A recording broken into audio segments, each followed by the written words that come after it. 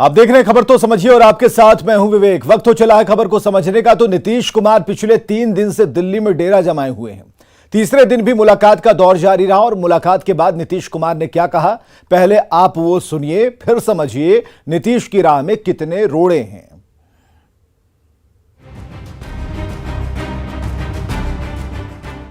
सोमवार को दिल्ली में नीतीश कुमार ने सबसे पहले राहुल गांधी से मुलाकात कर अपने दौरे का आगाज किया था, जिसका फोटो भी सामने आया था। लेकिन ऐसा लगता है कि राहुल के साथ नीतीश कुमार की मुलाकात अधूरी रह गई, क्योंकि नीतीश अब मैडम सोनिया से भी मिलेंगे।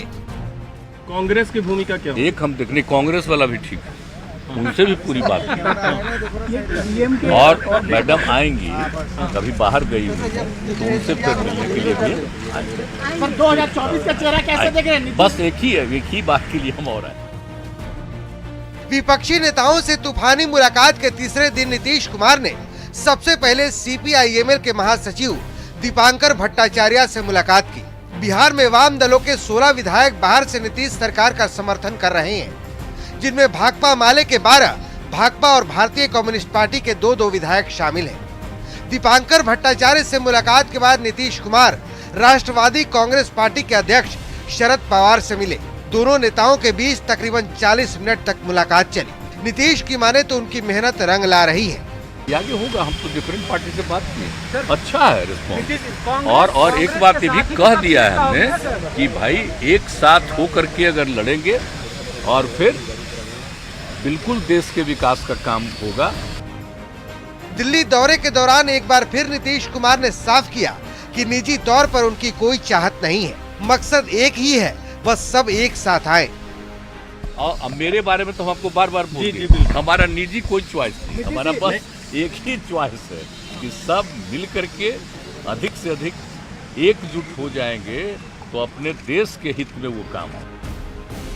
तीसरे दिन के दौरे के दौरान नीतीश 8 विपक्षी नेताओं से मिल चुके हैं। सोमवार को नीतीश कुमार ने राहुल गांधी और कर्नाटक के पूर्व सीएम कुमार स्वामी से मुलाकात की थी। मंगलवार को नीतीश कुमार सीपीएम महासचिव सीताराम येचुरी, सीपीआई नेता डी राजा, दिल्ली के सीएम अरविंद केजरीवाल, हरियाणा के पूर्व सीएम ओम प्रकाश चौटाला, मुलायम सिंह और शरद यादव से मुलाकात कर चुके हैं। नीतीश कुमार मिशन दिल्ली के अगले चरण में ममता बनर्जी और नवीन पटनायक से भी मिल सकते हैं।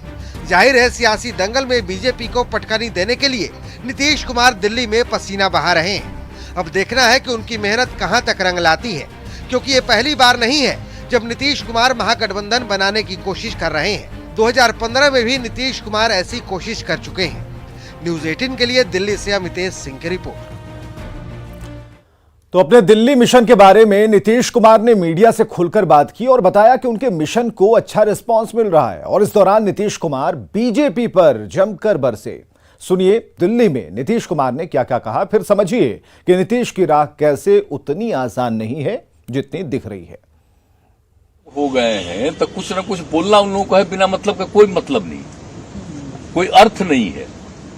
इनको पता नहीं है कि इस बार उनका जो बढ़ा है संख्या तो हम लोग सपोर्ट कर रहे थे ना, अब वो हमको हरवा रहे थे हमारे पार्टी, तभी नहीं नौबत आई है। अब अगला बार चुनाव होगा तब पता चल जाएगा उस दिन। समझ न लीजिए कि जब सारे लोग एकजुट हो गए हैं तो जरा कल्पना न करिए कि उनको कौन रहेगा। हाँ, लेकिन रोज बोलते रहेंगे और कुछ न कुछ कोशिश भी कर सकते हैं कि कहीं न कहीं किसी इलाके में कुछ झगड़ा पैदा हो जाए।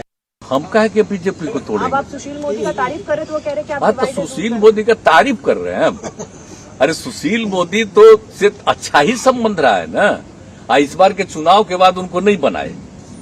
हम बार बार कह रहे थे इनको कहा नहीं बना रहे, नहीं बनाए। उनको राज्यसभा में बना करके भेज दिए थे, हम समझे शायद यहाँ कुछ बनेंगे, नहीं बने। बीजेपी अब वो जब हम अलग हो गए हैं तो मेरे खिलाफ बोल रहे हैं तो अच्छा कर रहे हैं। अगर इस तरह से कुछ बोलेंगे अनाप शनाप तो कहीं उनको जगह मिल जाए। हम तो यही ना कह देते हैं।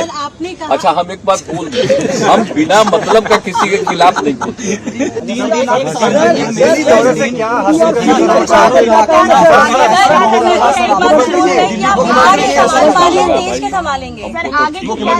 सब लोगों का रिस्पांस ठीक था और जहां पर भी गए वहां पर के स्थानीय लोगों का भी अच्छा था रिस्पांस। आप लोग भी सब जगह दिखे तो समझने का अधिकार। अब आप समझिए कि नीतीश कुमार जिस मिशन पर निकले उस मिशन में संशय है। नीतीश कांग्रेस के साथ मेन फ्रंट को बढ़ाना चाहते हैं।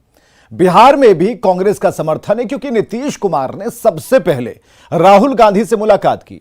कई क्षेत्रीय दलों को कांग्रेस से परहेज है। अब नीतीश सोनिया गांधी से भी मुलाकात करने वाले हैं। क्षेत्रीय दलों की अपनी महत्वाकांक्षाएं हैं। दिल्ली में आपका सीधे कांग्रेस से फाइट है। तेलंगाना चलिए तो वहां टीआरएस की कांग्रेस से लड़ाई है। पश्चिम बंगाल में तृणमूल का मुकाबला कांग्रेस से है और ये तीनों दल कांग्रेस के साथ आएंगे, ये संभावना ही कम है। ऐसी स्थिति में विपक्षी एकता दो ध्रुवों में बढ़ सकती है। मेन फ्रंट और थर्ड फ्रंट का झगड़ा बढ़ सकता है। थर्ड फ्रंट और मेन फ्रंट में भी मुकाबला हो सकता है और अगर विपक्ष लड़ेगा तो फायदा बीजेपी को होगा। विपक्ष की लड़ाई का सीधा फायदा बीजेपी को होगा और अगर ऐसा होता है तो विपक्ष का बंटाधार तय है। शायद इसीलिए सुशील मोदी नीतीश के दौरे को पर्यटन कहकर पुकार रहे हैं। आगे बढ़ते हैं। नीतीश कुमार के दिल्ली दौरे को लेकर बीजेपी से राज्यसभा सांसद सुशील मोदी ने तंज कसा। ट्वीट किया उन्होंने और लिखा कि जॉर्ज शरद यादव आरसीपी को अपमानित करने वाले नीतीश कुमार विपक्ष को नहीं जोड़ पाएंगे। मुख्यमंत्री की दिल्ली यात्रा मात्र एक फोटो सेशन है। यह कोई पहला मौका नहीं जब नीतीश कुमार ने विपक्षी एकजुटता के लिए कोशिश की हो। इससे पहले भी नीतीश कोशिश कर चुके हैं लेकिन वो कोशिश नाकाम रही और हम आपको 3 साल पहले की एक ऐसी तस्वीर दिखाते हैं जिसमें एकजुटता का धाकड़ प्रदर्शन किया गया था, लेकिन वो एकजुटता 2019 के चुनाव में धरी की धरी रह गई और विपक्ष धराशायी हो गया।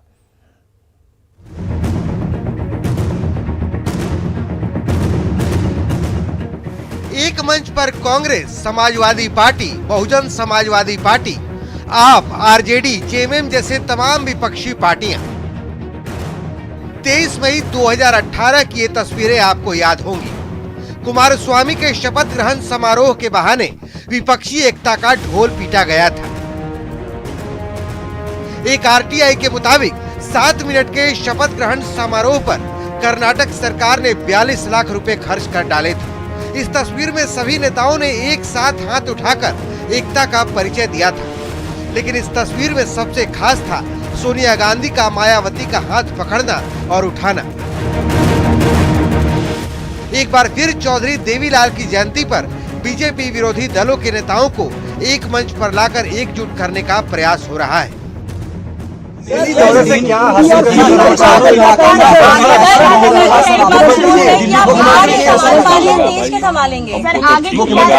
सब लोगों का रिस्पांस ठीक था और जहां पर भी गए वहां पर के स्थानीय लोगों का भी अच्छा था रिस्पांस।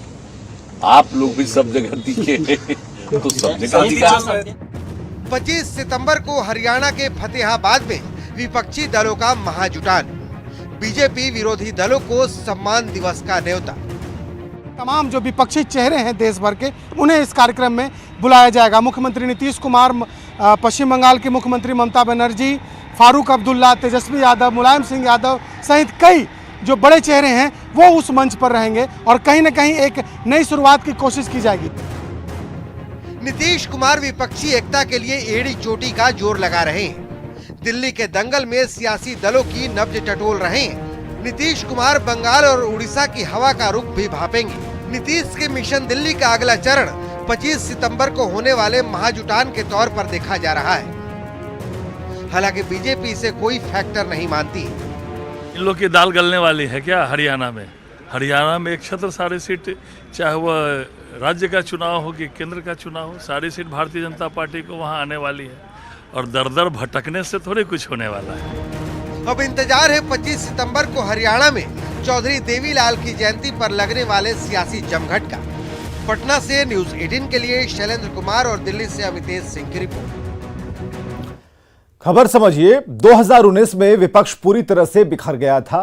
विपक्ष नहीं हो सका था उस समय एकजुट।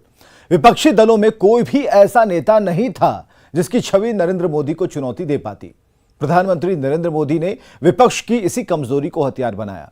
विपक्षी दलों में भी किसी एक नेता को लेकर कोई सहमति नहीं बन पाई थी। आम चुनाव के लिहाज से देश के सबसे बड़े राज्य उत्तर प्रदेश में विपक्षी गोलबंदी की हवा निकलती दिखाई दी। सपा और बसपा ने अपने गठबंधन में कांग्रेस को जगह नहीं दी। अखिलेश यादव और मायावती का यही फैसला उन पर भारी पड़ गया। रही सही कसर दिल्ली, पश्चिम बंगाल और हरियाणा में पूरी हो गई। पश्चिम बंगाल में ममता बनर्जी ने कांग्रेस को कोई भाव नहीं दिया। कांग्रेस ने दिल्ली और हरियाणा में आपको तवज्जो नहीं दी। इससे मतों का बिखराव हो गया और बीजेपी ने भी इसका पूरा फायदा उठाया। आगे बढ़ते हैं। कांग्रेस नेता राहुल गांधी ने बुधवार से भारत जोड़ो यात्रा की शुरुआत की। 150 दिनों की यात्रा में राहुल गांधी 3,500 किलोमीटर की यात्रा तय करेंगे, लेकिन उनकी भारत जोड़ो यात्रा में बिहार शामिल नहीं है, जिस पर बीजेपी ने सवाल खड़ा करते हुए कहा कि जिस नेता के दिमाग में बिहार का मानचित्र नहीं है वो बिहार में रहने लायक नहीं है। वहीं कांग्रेस ने पलटवार करते हुए कहा कि बिहार में कांग्रेस का स्थानीय नेतृत्व ही बीजेपी और आरएसएस से लड़ने के लिए काफी है। बिहार ही नहीं, भारत में ही नहीं, सच्चाई है वो विदेशी माल है, विदेश का प्रचार कर रहा है। और निश्चित रूप से उस व्यक्ति को जिसको आटा और तेल का भाव का पता नहीं हो, आटा किलो में बिकता है कि लीटर में बिकता है, वो क्या देश की बात करेगा। और बिहार की बात करते हैं, जो नेता के दिमाग में अगर बिहार का मानचित्र नहीं है, वो इस यात्रा के तहत कश्मीर से कन्याकुमारी तक लगभग संपूर्ण भारत की पदयात्रा करेंगे।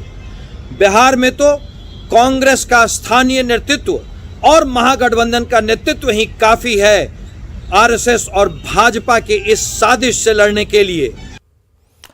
खबर समझिए, चुनाव में अभी तकरीबन 1.5 साल बचे हैं, लेकिन चुनावी सरगर्मी तेज होती जा रही है। कांग्रेस की भारत जोड़ो यात्रा इसी की कड़ी है। हालांकि कांग्रेस इसे गैर राजनीतिक यात्रा बता रही है, लेकिन इसके पीछे मकसद है कांग्रेस के खोए जनाधार को पाना। 5 महीने तक चलने वाली इस यात्रा के जरिए कार्यकर्ताओं में जोश भरने की कोशिश होगी। लेकिन यहां सवाल है कि राहुल की यात्रा में बिहार नहीं है, जबकि बिहार में कांग्रेस समर्थित सरकार है। नीतीश ने मंगलवार को राहुल से भी मुलाकात की थी। कन्याकुमारी से लेकर कश्मीर तक कांग्रेस ने भारत जोड़ो यात्रा की शुरुआत की। कांग्रेस नेता राहुल गांधी ने बिहार क्यों छोड़ा, इस पर सवाल खड़े हो रहे हैं। बढ़ते हैं आगे। सीमांचल में ही जनसंख्या विस्फोट क्यों, यह सवाल बीजेपी के प्रदेश अध्यक्ष संजय जायसवाल ने अमित शाह के दौरे के ठीक पहले उठाकर बिहार की सियासत को गर्म कर दिया। दरअसल इससे पहले भी बीजेपी सीमांचल में जनसंख्या विस्फोट का मुद्दा लगातार उठाती रही है। डॉक्टर संजय जायसवाल के मुताबिक किशनगंज और अररिया की जनसंख्या दुनिया में सबसे तेजी से बढ़ी है। विपक्ष ने बीजेपी पर राजनीति करने का आरोप लगाया। राज्य के दौरा से मतलब नहीं है, लेकिन वहां जब गए प्रदेश अध्यक्ष जी, तो वहां पत्रकारों के जवाब में यह बात आई कि दुनिया का डेंसेस्ट पॉपुलेशन में से एक भारत है और भारत के डेंसेस्ट पॉपुलेशन में से पूर्णिया प्रमंडल है। तो जब इतनी बड़ी आबादी होगी तो इसके लिए तो जनसंख्या कानून बनाना ही पड़ेगा। नियंत्रण का जो दर है वो ऐसे भी गिरता हुआ है।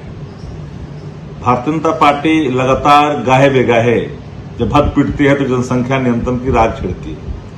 किशनगंज के इलाके को टारगेट करती है बिहार के अंदर में। किसी धर्म विशेष और जाति विशेष पर हमला एक बर्दाश्त नहीं किया जा सकता है।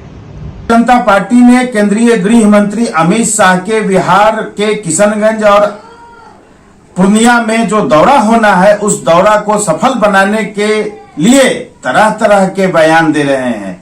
सत्ता जाने के बाद अब उनके लिए चुनौती है गृह मंत्री अमित शाह के दौरा को सफल बनाना, इसलिए जनसंख्या नियंत्रण कानून की बात कर रहे हैं। सीमांचल में अमित शाह के दौरे के मायने समझिए। सीमांचल में मुस्लिम मतदाता हैं, चुनावी परिणाम को ये प्रभावित करते हैं और पिछले लोकसभा चुनाव में एनडीए इन क्षेत्रों में अच्छा प्रदर्शन कर चुका है। एनडीए को बिहार की 40 लोकसभा सीटों में से 39 पर जीत हासिल हुई थी। तब बीजेपी और जेडीयू साथ थे। बीजेपी ने 17 सीटों पर जीत हासिल की थी और बीजेपी लोकसभा चुनाव में अकेले चुनावी मैदान में उतरने की तैयारी कर रही है। तो बीजेपी किसी भी क्षेत्र को छोड़ना नहीं चाहती। कार्यकर्ताओं में नई ऊर्जा का संचार करने की कोशिश मिशन 24 के तहत अमित शाह इस दौरे के दौरान करेंगे। अब खबर पटना सिटी में हुए डबल मर्डर की कर लेते हैं, जहां 2 लोगों की गोली मारकर हत्या कर दी गई। हत्या से भड़के लोगों ने हंगामा किया, हत्यारों की गिरफ्तारी की मांग की। नेता प्रतिपक्ष विजय सिन्हा ने कानून व्यवस्था को लेकर सवाल खड़ा किया।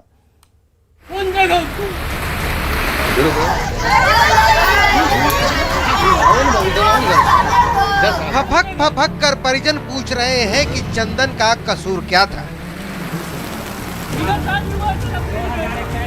क्या था कसूर इस दुधमुहे 4 महीने बच्चे का जिससे पिता का साया छीन लिया गया?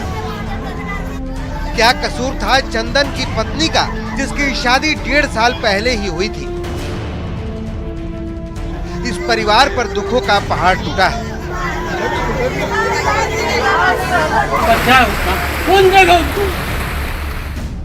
क्योंकि इस घर का चिराग बुझ चुका है। दरअसल मंगलवार की रात बाईपास थाना क्षेत्र में अपराधियों ने स्कूटी पर सवार 2 युवकों की गोली मारकर हत्या कर दी, जिसमें चंदन भी अपराधियों की गोली का शिकार हुआ। इस वारदात के बाद नेता प्रतिपक्ष विजय सिन्हा चंदन के परिवार वालों से मिलने एनएमसीएच पहुंचे। पीड़ित परिवार को सांत्वना देने के बाद नेता प्रतिपक्ष ने कानून व्यवस्था पर तीखे सवाल किए। सरकार जब से बनी है अपराधियों भ्रष्टाचारियों की जामात को लेकर के सबका मनोबल बढ़ गया है। रोज हत्या हो रही है, रोज बलात्कार। कल एक लड़की का जिस तरह से गया में हत्या हुआ, समस्तीपुर में जिस तरह से हत्या हुआ, कल 2 हत्याएं यहाँ हो गई है। और मुख्यमंत्री गृह विभाग के मंत्री हैं, गृह विभाग उनके अंदर है। ये मामला सदन में भी हमने कहा था कि आपका प्रशासनिक तंत्र कमजोर हो गया है।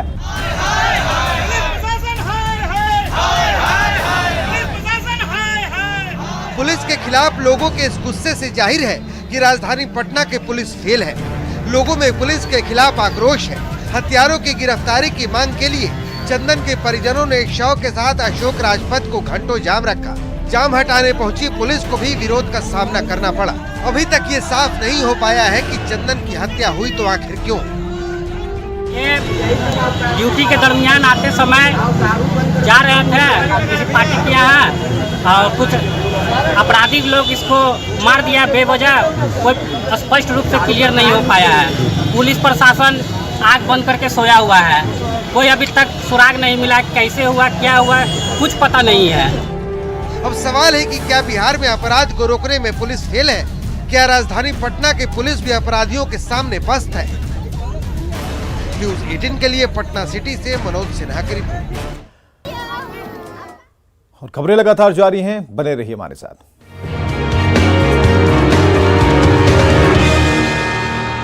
के बाद पुलिस फुटेज के आधार